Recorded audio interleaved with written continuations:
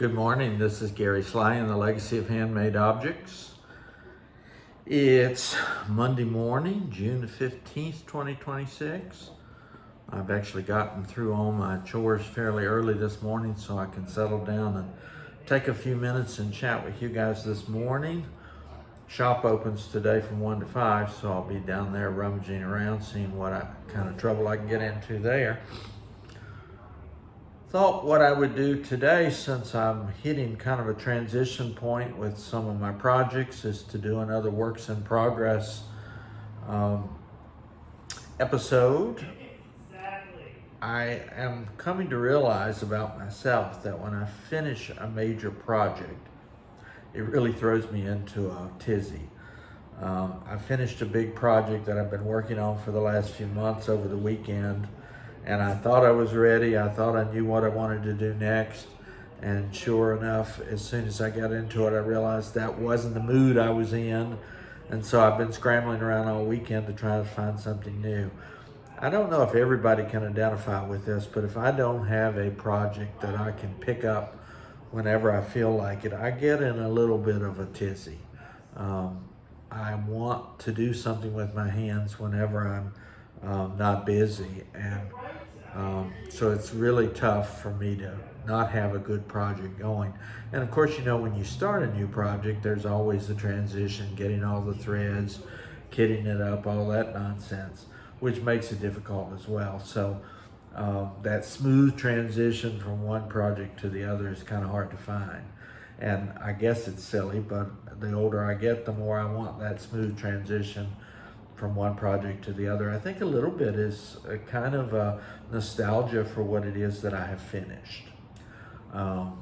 So, you know, if I'm a crazy old man, that's fine, but that's the way it feels to me. I will share what I finished over the weekend. This is a special project. My daughter's getting married this fall, and the only reason I'm showing a preview of it on here is because I'm relatively sure she would never be caught dead watching my YouTube videos. But I guess if by chance she does and the surprise is spoiled, we'll just kind of have to live with that. It's only a few months away till the wedding now. So this is a wonderful pattern that I've been working on. It's from one of my favorite designers, Counting Puddles. And it's a modern, brightly colored wedding sampler. Now you can see on the pattern that they just have the initials of the bride and groom. That was a little too modern for me.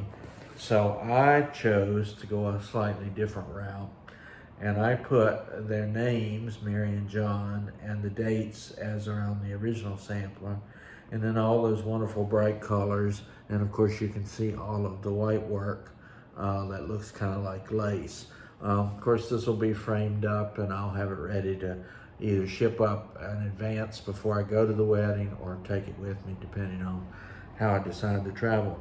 Now, I've probably mentioned this book before, but I will say one of the best new resources for alphabets is Gene Farish's Alphabet Workbook.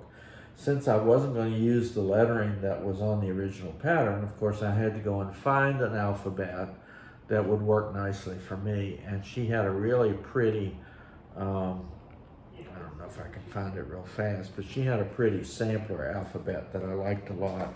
And that's how I ended up doing Mary and John on the sampler. So that's a finish. And since I do framing here in the shop, I've already picked out the frame and ordered it. And I'm looking forward to getting that done and putting it in place. So then became the great debate, what am I going to do next? Now, I did run into an issue a couple weeks ago where I did not have a traveling project. I typically go to our city commission meeting every couple weeks and sit and listen to all the droning on of government processes and things like that. And I always like to take a piece of needlework with me. It's pretty good advertising because the commission meeting is just a few blocks from my shop, but also it helps to kind of pass the time and gives me a better chance to listen. So the traveling project I've been working on is this wonderful little free pattern from Caterpillar Cross Stitch of the Bridgerton house. Now, if you don't know about Caterpillar Cross Stitch, you really ought to follow them on Facebook, because they have all kinds of wonderful resources, and they do these really cool, whimsical kind of projects. So I've had this going a couple weeks. Took it with me when I went up to New York City in the middle of May, and I've been taking it with me to commission meetings. It's not something that will sustain me over hours and hours. It's, like I said, a traveling project, but I've got it all kitted up and in its own bag, and anytime I want to go somewhere, I can just grab that and take it with me. So there's that. I am reminded as I look at my Ort jar that we're coming up on the 4th of July. Every year on the 4th of July, I empty my Ort jar and start a new year.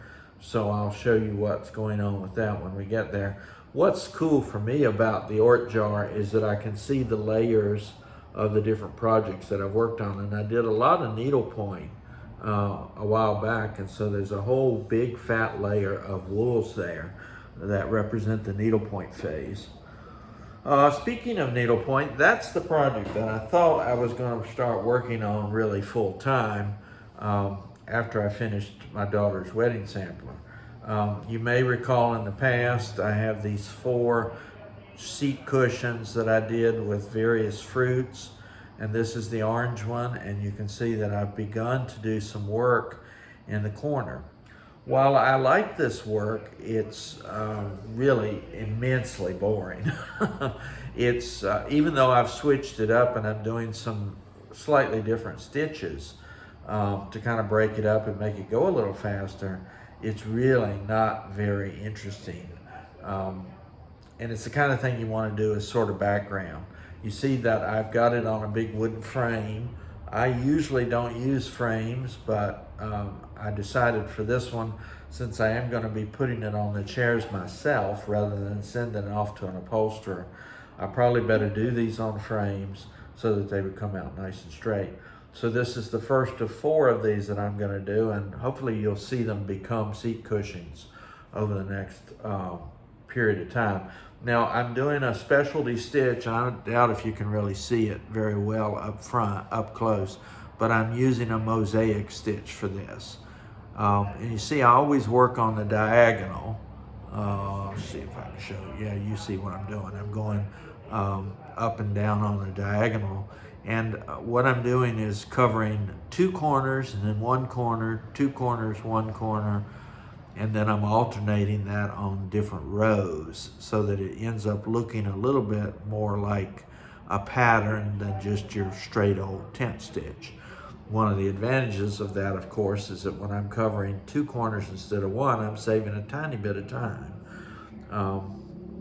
You know, I know people who will buy needlepoint canvases with the center design already done, and they really just enjoy the repetition of this background stitching.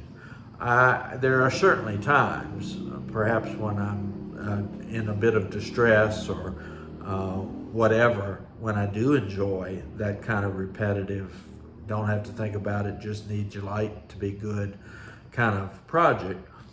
But at the same time, for like first thing in the morning when I get up, and at times when I really want to engage my brain, this doesn't help very much.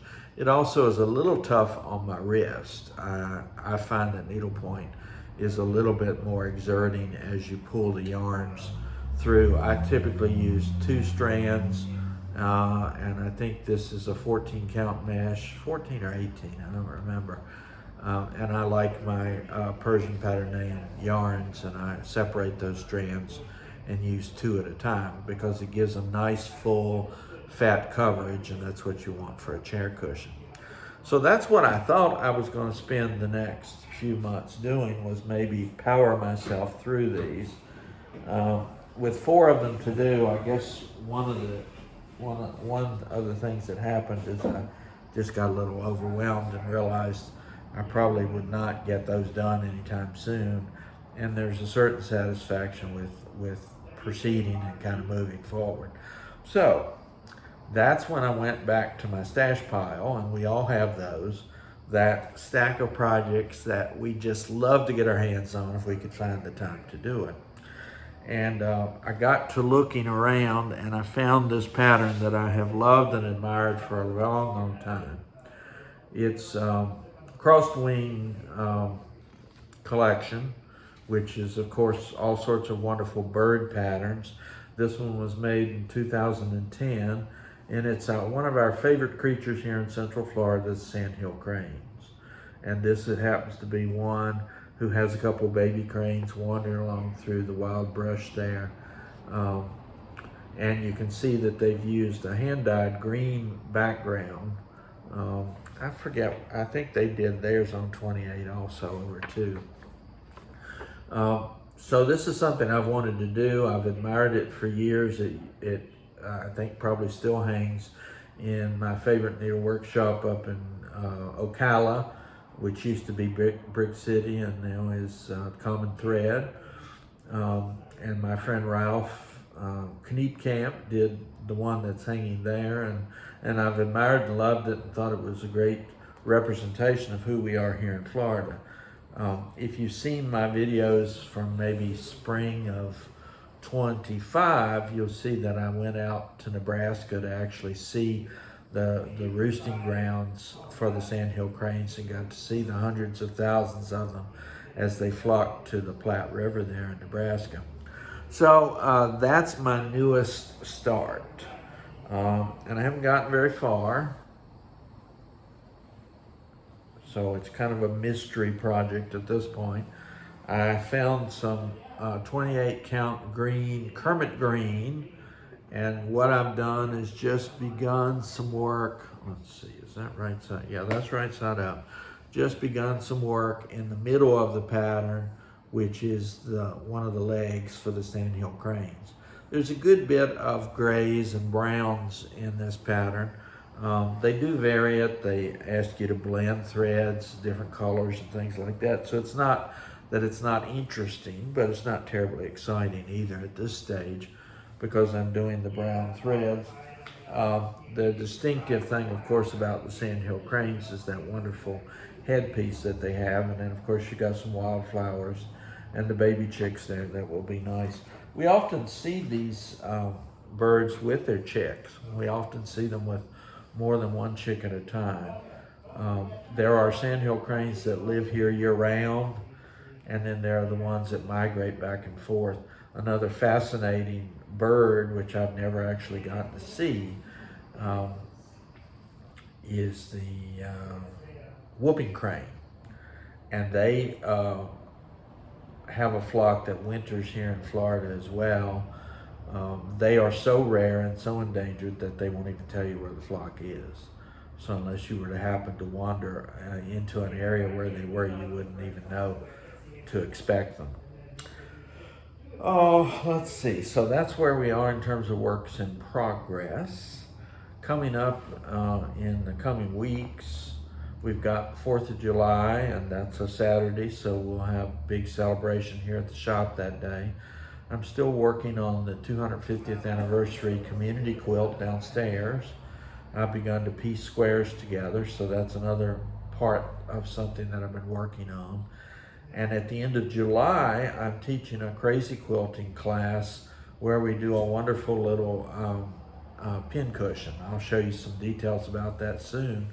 But I was up visiting with my friend Sally yesterday, and I've got the kits and I've got patterns, and I was instructed by Sally in a very appropriate way so that I would know what I'm doing. They're all stitches that I'm pretty familiar with, and I'm excited about teaching the class. But it was nice to go up and visit with Sally and see what's going on there. If you remember Sally Criswell, there are a couple nice videos of her, and you can see her take on the crazy quilt tradition if you look back in some of my old videos. And I'm still planning a trip to John C. Campbell Folk School in the middle of July to do some work with bobbin lace, and I hope to do maybe a couple episodes from there. Not only am I taking a class, but I'm really interested in talking to them about teaching a class up there.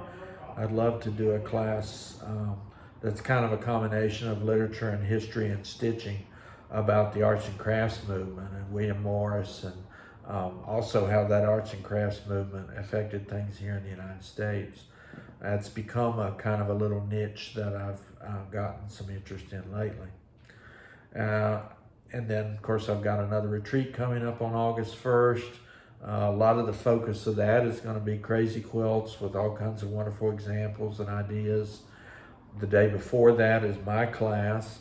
If anybody were to be coming to Central Florida and had the opportunity to spend the night in the area, you could take my crazy quilt class on Friday and then come back and spend the day with us stitching on that Saturday, August 1st. It's hot here. It's upper 90s for the most part. And so whatever we do this time of year, we always try to plan to do it inside rather than outside. So those are works in progress and some things that are coming up. We're also looking at doing a Caribbean cruise, Stitch While We Cruise event, September of 2027. If you have any interest in that, take a look at my social media or my webpage and you can see more information about that. It's September of 2027. So that's a good review of what's going on here. Thanks for tuning in. I hope to see you again in the weeks to come. This is Gary Sly and the Legacy of Handmade Objects.